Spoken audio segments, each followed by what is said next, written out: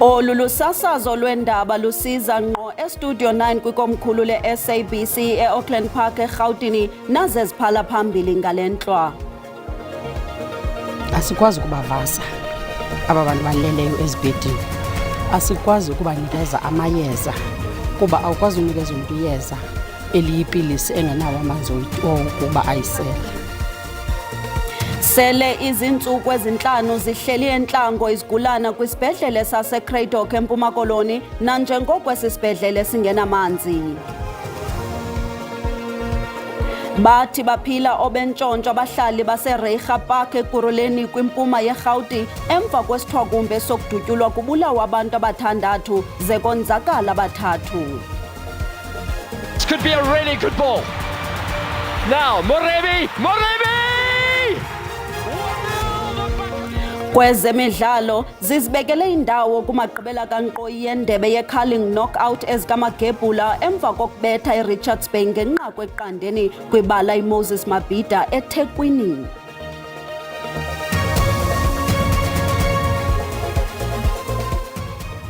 Molweni Mzontsundu, singonondaba belijelo losasazo sesibuyile kwakho neendaba zeli loMzantsi Afrika nelizwe ngokubanzi ngokukhawuleza masingene emxholweni. Isibhedlele saseKaladokhwe phantsi komasipala wesithili saseChris Hani eMpuma Koloni sele kudlule iintsuku ezintlanu singenamanzi. Le meko ithwaxa abasebenzi kunye nezigulane kude kwanyanzeleka ukuba ezinye izigulane zigoduswe nanjengoko zingakwazi ukuhlamba nokusebenzisa amagumba ngasese. Abasebenzi bezempilo kwesi sibhedlele bathi kunzima ukugcina ucoceko kuquka nokunikezela ngeenkonzo zezempilo. Izindlu zangasese ezingasebenziyo ngenxa yobumdaka kunye neetephu ezomileyo zidala inkxalabo emandla ngococeko nogutyulo. Izinto zokundlula ibhedi azihlanjwa, oku kushiya izigulana ngaphandle kweline necocekileyo. Asikwazi ukubavasa aba bantu baleleyo ezibhedini. Asikwazi ukubanikeza amayeza kuba awukwazi unikeza umuntu iyeza eliyipilisi engenawo amanzi okuba ayisele. Umanejala wezempilo nokhuseleko kumasipala waseChris Hani uMalibongwe Fatyela uthi ukunqongaphala kwamanzi kwesi sibhedlele saseCradock kungenxa yempompo yamanzi yophukileyo. Umasipala kwakunye nedepartment senza wonke unako ukuqinisekisa ukuthi amanzi ayafumaneka phaa esibhedlele. Sizamile ke ukusondeza amanzi izolo.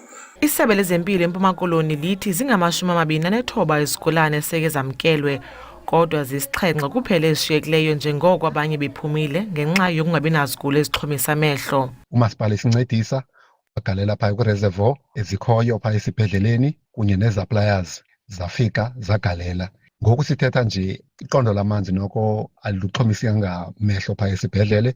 Isebe lithi liza kuqhuba libeke esweni le meko ngeliso elibukhali ukuqinisekisa ukuba ukhathalelo lwezigulana luphazamiseki nanjengoko amanzi ebuyiselwa.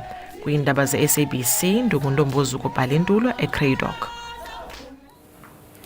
Abahlali baseReiger Park eKuruleni kwimpuma yeRhawuti bathi baphila phantsi koloyiko kulandela isithwakumbe sokudutyulwa kubulawa abantu abathandathu ze konzakala abathathu. Oku kuthethwe kwinkonzo yomngcwabo yezizalwane ezimbini uPatricia Niven-Hayes noRuth Murray nabebengamaxhoba esisehlo. Oziboneleyo uthi onqala intloko bebehamba ngesithuthi ezimbini ze bavulela imbumbulu ngokungenalusini kwisiqhu sabantu phambi kokuba babhunce.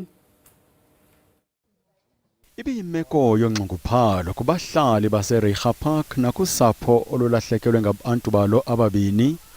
Usapho luthi kurharha ukuswelekelwa zizizalwane ezimbini. One of my favorite speaking words when I speak to my aunties, I always call them auntie. Really gonna miss doing that. But I still have a lot of you, so aunties, better know I'm around. Omnye wabafika kuqala kwindawo yexhwayelo uyichube yambi ngelithi wafikela kummandla kaFayayo. When I arrived here, it was still an active shooting scene. There were still gunshots going off like nobody's business. Iinkokheli zakwalizwi zimemelela ungenelelo ngelithi imandundu imonhlalo. I have observed on Sunday evening how our streets were deserted because you do not know the car that's coming on Is it with some of these scums in the cars that will try and kill you in a drive-by shooting as what happened on the 1st of November? Ixhoba lesihlanu liza kunqatywa ngecawe logama omnye umzimba ubhekiswe eMalawi kwelokuzalwa. Usapho kunye nabahlobo bakaLusanda Mathabela oneminyaka eli-19 bafuna ubulungisa. uMathabela uhlatywe wabhubha kwisiganeko kutyholwa ukuba woselwe lisoka lakhe kunye nomhlobo wakhe ekhayeni lakhe eliseMathafini ngoMvulo. Inkonzo yomngcwabo wakhe bibanjelwe kwaNyamazana eMpumalanga isetyenziswe ekuqaqambiseni ingxaki yobundlobongela obusekelwe kwisini. Omnye umngcwabo oqaqambisa isibetho sobundlobongela busekele kwisini kunye nokubulawa kwabasetyhini eMpumalanga. Usapho lukaLusanda Mathabela belungathuthuzeleki xeshikweni ukubanjwa inkonzo yomngcwabo wakhe. Umalume wakhe uxelele inginginya ukuba ukufunyanwa komzimba wakhe ubanda kwabadakumbisa emphefumlweni nangakumbi. Utsho ememelela esona sigwebo siqatha kubenzi bobubi. Singumndeni sitsabukile kakhulu. Siyafisa ukuthi laba kwendile lokhu baboshwe bangaphinzi baphume ejele ngathi i-justice system yethu ingasita bangayitholi bail. Udade wabo uthethe wenjenje. The people that took her life know what's coming for them. They're safe where they are now, but justice deserves to be served to my sister in any way possible. I miss her. She knows I love her. Everyone knows I love her. We all love her. Kusenjalo urhulumente wephondo laseMpumalanga uthi uqokelela inkcukacha ukuze ukwazi ukujongana nemiba engoyena nobangela wale mpalalo-gazi esekele kwisini. Gender-based violence has no place in our society.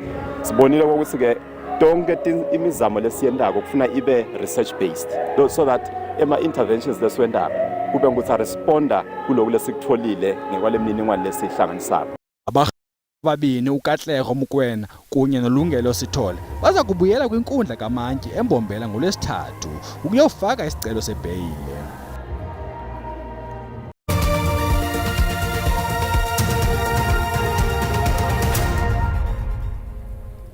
Sinamkele kwakhona xa sihlabela mgama kubonakala ngathi luza kubashushu ugqatso kunyulo lorhulumente basekhaya oluzayo njengoko engaphezulu kwama500 amaqela ezopolitiko abhalise kwikomishoni ezimeleyo lonyulo. Ikomishoni ezimeleyo izibophelele ekufundiseni la maqela ngezibophelelo zawo zokudiza inkxaso ayifumanayo.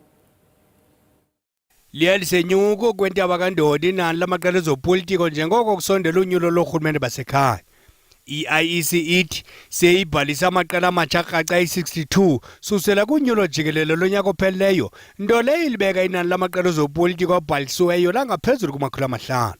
Register of parties currently stands at 508 parties. Of these 508, 295 are registered at a national level. In other words, they can contest all elections of all municipalities, all provincial legislatures, as well as for seats in the National Assembly. Kumba wenkxaso-mali kumaqela ezopolitiko amalunga ne-90% amaqela asepalamente asele ingenisile ingxelo yezimali yawo ephicothiweyo ngaphandle kwe-National Coloured Congress kaFidel Adams ne-Build One South Africa kaMmusi Maimane. The two parties that did not submit their audited financial statements on time have been issued with directives to comply and to submit those outstanding documents. Isiqendu esilandelayo kwindlela yakunyulo kukucandwa kwemida yewadi yibhodi yokucandwa kwemida kamasipala kule komishoni ezimeleyo yonyulo. Isithethi se-ANC unkosikazi Mahlengi Bhengu Motsiri sithi eliqela lizimisela ukusiphula nengcambu urhwaphilizo. Oku kuza nanjengoko besakuba ngumphathiswa wamashishini karhulumente uGqirha Malusi Gigaba eyalelwe ukuba vele enkundleni kule veki malunga nezityholo zorhwaphilizo eziyamene nebholo lokunikezelwa kwethenda eTransnet. Igunya abantu lezotshutshiso linqinile ukuba lo kaGigaba uza kujamelana nezityholo zorhwaphilizo kwinxalenye yophando ngokubanjwa ngobhongwana kukarhulumente. Ukanti ugqirha Malusi Gigaba uphawule ukuba uza kusebenzisana ngokupheleleyo nenkqubo yengalo yomthetho weli nanjengoko ewuhlonipha umthetho weli lizwe. Isithethi se-ANC unkosikazi Mahlengi Bhengu Motsiri sithi i-ANC izimisela ukusiphula nengcambu urhwaphilizo kweli nkalo zonke. We are serious about a fight against corruption where our members are involved. And I must say, corruption in South Africa is not ANC corruption.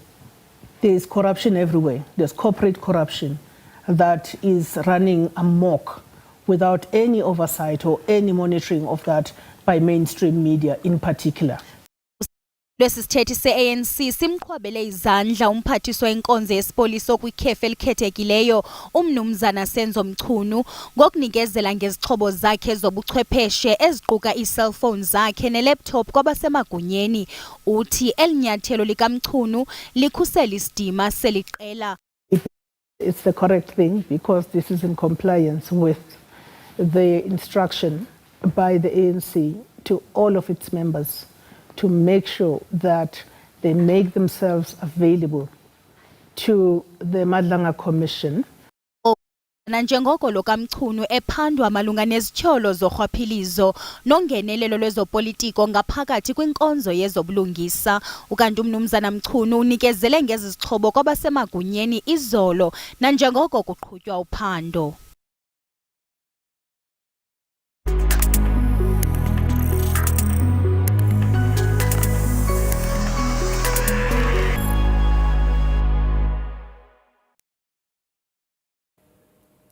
Njengesiqhelo ke ngelixesha sinentatheli yethu yezobuchwephesha uSandile Hlangani kwaye ngobusuku banamhlanje sinika ingqwalasela kwinqaku lika Please Call Me kwidabi leminyaka eli-17 nelibonisa ukubaleka kokukhusela izimvo zakho. Ukulwa kukaNkosana Makate neVodacom kungqina ukuba ubuchwephesha ukuza nembono yinto yonke. Sikwamkele Mqadi. Khasosungena kulomba sithetha ngawo ka Please Call Me.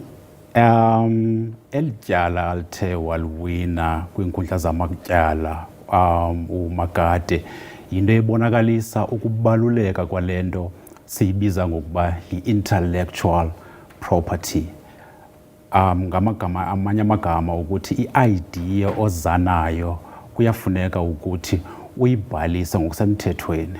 Ukuba ke le idea isengqondweni yakho uhambe uthetha ngayo ebantwini ungekayirejistarishi asizoyibiza ngokuba yi-intellectual property. Izawuthi yakuba yi-intellectual property ibe kanti uyirejistarishile. Yile nto kanye ayenzileyo uMagade. Phantsi kwale intellectual property ke sinento esiyibiza ngoba yi-copyright, kube nento esiyibiza ngoba yi-patent, kube khona into esiyibiza ngokuba yi-trademark. Kufuneka uyi-identifye ke ukuthi le company okanye le idea unayo ifola phantsi kweyiphi, i-trademark, i-patent okanye i-copyright, uhambe kuyoyibhalisa. Into elula ke ukuthi umuntu ahambe aye emagqwetheni. Akhona amagqwetha adila ngale nto sithi yi-intellectual property, ngawo aza kunceda ukuthi urejistarishe le idea. Esandile mandibuze ingaba mhlambi ucinga urhulumente into bana uyayidlala mhlambi indima eyaneleyo kwabo bangenalo mhlambi ulwazi olupheleleyo kwabo banembondo zabo ukubakhusela kwiimeko ezinje sijongene nazo namhlanje? Yilaa nto urhulumente enawo laa mthetho ubizwa ngokuba yi-intellectual property law. Yile nto bendiyitsho ke ndisithi ke into ezamnceda umntu ukwenzela okokuba ningamconfuse le nto axakeke. Kuzawunyanzeleka ukuthi ke utyumbe amagqwetha ozawuthi uye kuwo uyowaxelela ngale idea. Isenokwenzeka i-idea yakho yi-application, isenokwenzeka yi-software. Uzawufika uwaxelela amagqwetha wakho ngawo aza kuxelela ukuthi ifola phantsi kweyiphi ikhathagori. Ze ke ngoku bakurejistarishele yona. Le nto bendiyitsho ndisithi uba mna ndicula ingoma andikhange ndahamba ndoyorejistarisha wena undimamele wathatha ingoma yam le uyivile ndiyicula wahamba uyorejistarisha wena, ithetha ukuthi loo nto leyo ayoyam nangona nje ibize nam, yeyalaa mntu uyirejistarishileyo. Ukuqhubeka nale ncoko ke ndicela umntu andilandele kuSandile Hlangani TikTok nakuFacebook. Nkosi kakhulu Mqadi, sibulele ngexesha lakho. Camaka. Njengoko sesitshilo uSiya Kolisi uza kudlala umdlalo wovavanyo wekhulu enxibe iskipe esiluhlaza samabhokobhoko ukuhlalutya ukubaluleka kwelinyathelo sikhwebe uKhanyiso Chwaku ongumhlalutyi webhola yombhoxo. Sikwamkele Hlathi sibulele nangexesha lakho. Khasele usichazela ukubaluleka kwale mbali ingaka yenziwe nguSiya Kolisi ithetha ukuthini kuwe nakwihlabathi ngokubanzi. Mandibulise kwababukeli sikhumbule bakaloku njengoba bekhona abadlali ke abasibhozo abanemidlalo ke elikhulu kuyodlala uvavanyo uSiya ngokuqala uba nesiduko uyabona ba kuBeast Mtawarira Brian Habana Jean de Villiers John Smith Victor Matfield yababiza yeBeletsebeth akekho nesiduko lolo kaloku andithi ukhumbule ba ingcambu yombhoxo eMpuma Koloni kaloku inde kakhulu sikhule sidlala umbhoxo uSiya ukhule kwingingqi yombhoxo sikhule ebukela oMzwandile Stick uSolitibile kwangasekhoyo so umbhoxo inakhule nayo umbhoxo into emkhuphe kwimeko bezinzima khula kuzo zibeka le ndawo kuyo ke ngoku so mhlawumbe khona abanye abantwana bajongile bathi ba uGcoya uyakwazi uhamba lendlela afike apha namhlanje ndingafika ndihambe lendlela ayihambileyo ke ngoku. Uthethe kanye kumbuzo ebendiza ukungena kuwe into banamhlanje kubantwana bamjongileyo uSiya phaya ezilalini abathi mhlawumbe bayafuna ukwenza lento sele yenzile ingaba ke ngokucebisa ukuthini kwabo bangenazo izixhobo ezifana kanye nezo uSiya benazo abe ukwelinqanaba but bayafuna ukungenelela bade bafane naye. Kuzabaleka lokuba kaloku amasebe kafana ke isebe lezemfundo isebe lezemidlalo nobugcisa badlali kuyona ndimbalekile ngoba kaloku umbhoxo uqala phi uqala esikolweni aboqeqeshi bokuqala ababalekileyo ngotishara ukhumbule xa uncokola noSiya umuntu oqala afana athethe ngaye ungumqeqeshi kuyo balekileyo ngutatu mawa Eric Songwiqi wathi uphuma ke apha emsingeni wabheka ke Grey wadibana noAndrew Haidakis Andrew Haidakis usadlala ke indima balekile kakhulu kwindima yombhoxo abantwana abakhulayo so indima zabantu ke embhoxweni azitshintshi so kuyabaleka kuba amasebe lana ke anolawulo ngokwemfundo xa ujonga isebe lemfundo ujonga isebe lezemidlalo ujonga nomasipala aba kaloku masipala kufanele bathini bakwazi ulungiselela amabala for ezo zikolo ezingenamabala isebe lezemidlalo ke nelebhola nemfundo babambisane kuba ngeeprograms zesport mhlawumbe ngobani abazothenga ngobani abazothenga ibhola ngobani abazolungisa imeko ke zoqeqesha ngoba kaloku xa ufuna ukwakha ibhokobhoko iprocess endele awuvele ukuthi uvuke namhlanje uthi hayi nakulo khanye ambasifisa ukhanye afuneka umna nathi ayincancebeleni ibhokobhoko akhule nalo ade ofike kwelinqanaba kuthiwa ngesikhathi sibiza muscle memory sesefika unqanaba eliphezulu lento sengumoya wesibini kuye hayi into seyifuna sephambili. uSiya Kolisi ngumdlalo wovavanyo wakhe wekhulu lo azawudlala namhlanje ingaba mhlambi intoni ocinga ukuba imncedile ade abe ukwelinqanaba akulo. Uziphala kakuhle uzikhumbule kaloku awufiki ngenyawo awuqabeli imthini ukuze ufike kwimidlalo lukhulu kaloku ininzi into apha endleleni funeka uyijonge uqonde naqomba le yanisebenzela le ayisebenzele uzikhumbule bakaloku kwa uxokola nqanaba losize ininzi into ezifikayo kuwe mhlawumbi ezingekho right kwalapha endleleni bekutshilo bekhena ncokola notata Songuqi naye ke ndibuza ba ufike uSiya nomhlawumbi into ayenzileyo ayamenza abeka kule ndawo wathi kaloku umuntu oyaziyo into ufuneka yenzile ngexesha elithile njalo ukhule engumuntu oqeqeshikileyo yazi ba ngexesha elithile funeka enzile ngexesha elithile ngoba kaloku yona into ehlula italente nomuntu osebenza nzima idiscipline xa ungenala discipline kaloku le umuntu onotalente ongena discipline akazohambela ndawo lo ongena talente eninzi kodwa discipline ubhekela phambili kakhulu. uSiya uqale ngo-2013 ukudlalela amabhokobhoko futhi wade waya eyokudlalela indebe zehlabathi izihlandlo zade zazimbini inoba mhlambi ke ngoku kwezilandelayo iWorld Cup zamabhokobhoko ucinga uba mhlambi uzalifumana elithuba kwakho? Iyabonakala kaloku kwimeko yakhe yomzimba nemeko yodlala kaloku sikhumbule ukuba ayizonceda ukuba sibambe inhliziyweni sibe nemincili uba hayi siyafuna kuGxeya aye kwindebe yehlabathi ilandelayo izabe sositrela ngo-2027 kaloku kufuneke nomqeqeshi wamabhokobhoko ke uJohan Erasmus yatsho naye uba uyafuna ukugcina abadlali bakhe abaneminyaka ehambileyo bafike kulaa ndebe yehlabathi kodwa kaloku kufuneke akwazi uyimela indawo yakhe ebaleni awuzokwazi uba ngokube yipasile kanye ube lihlahla uthi hayi ndifuna nje ufika kuba seninamava kukhona into ezininzi ndiyazi ukhumbula lokhu umdlalo wombhoxo nangona ke ekwazi banendawo abantu abanamava isengumdlalo umuntu omncinci abasenamandla kaloku bakwazi ubaveza abasebadala abangenamandla kodwa banamava so ibalekile kuba kwayena kuse uyatsho afuna ufika kule ndebe kodwa uyayazi uba kuze afilele kulaa ndebe yehlabathi funa akwazi ubhatala ke i-school fees zakhe ebaleni akwazi ukugcina umzimba wakhe emekweni. Enkosi kakhulu Hlathi sibulele ngexesha lakho. Kwezemidlalo, iOrlando Pirates izibekele indawo kwifinal yendebe ye-curling knockout. Amabhakani abethe iRichards Bay ngenqaku elinye eqandeni kwisemifinal yolukhuphiswano kwibala iMoses Mabhida eThekwini ukufikelela kwifinal nangamabalengwe alomdlalo. Polis. Now looking to work his magic. He's created some space to the byline and the header behind. Oh, that was dangerous. Muremi faki bola kwela cala na lithuba Sipho. Ayibetha yanqo kunozinto ibambethula no bola. Through pass enhle kaTalente Batha. Police shot pass ka Police. Wayisiko Sipho Mbulela bola. Abethe ke sifubeni bola. Police wabetha seboxini. He's 20 years of age and he's playing with such composure. This could be a really good ball. Now, Moremi! 1-0, the Buccaneers take the lead. Moremi scores for the 8th time this season in a province that he knows really well. Trying to slip it through. That's nice play. Moremi! Good save from the goalkeeper. Mbekezi. Wakhala uSompempe. Wathi kuphelile kugqityiwe. Sibulele kakhulu Mzontsundu ngokusiboleka kwenu indlebe, ningalibali ke ngomso ziyabuya ngolwimi lwesulu kamnandi.